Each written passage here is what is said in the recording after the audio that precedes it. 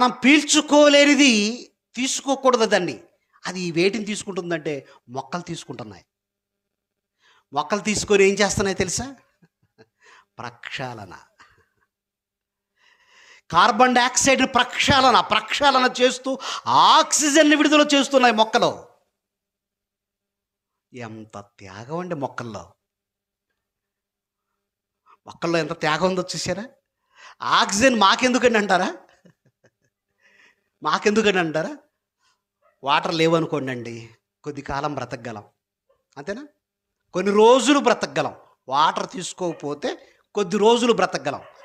మరి ఆక్సిజన్ తీసుకోకపోతే ఓ క్షణం కూడా బ్రతకం. ఈ మైదానంలో మనమంతా పిట్టల్లో రాలిపోతాం.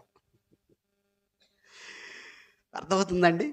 మన మీద ఎంత శ్రద్ధ, ఎంత చక్కటి ప్రణాళిక, మన పట్ల దేవునికి ఎంత చక్కటి ప్రణాళిక. దీనికండి శాస్త్రవేత్తలు ఏమన్నారో చెప్పమంటారండి? మొక్కలు ప్రొడ్యూసర్స్ అన్నారు. ఆక్సిజన్ విడుదల చేస్తున్నాయి కదా, ఈ మొక్కలే ప్రొడ్యూసర్స్. కానీ మోషే గారు ఏమన్నాడో చూస్తారా? నిర్మాత. నిర్గమకాండం 15వ అధ్యాయం 10వ వచనం త్వరగా చూడండి. నిర్గమకాండం 15వ అధ్యాయము 10వ వచనం. నీవు